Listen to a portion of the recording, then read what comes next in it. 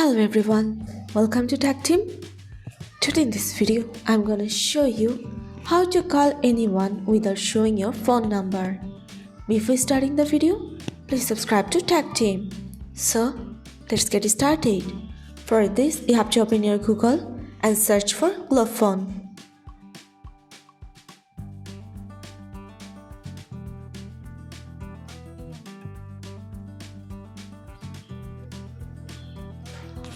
Here you can see glove phone. Click on it.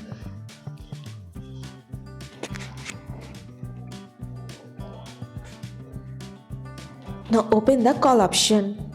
Press on this. Now press on this arrow option.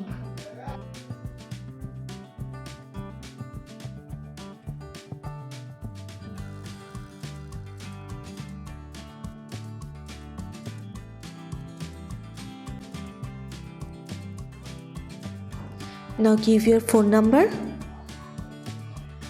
and press on this continue.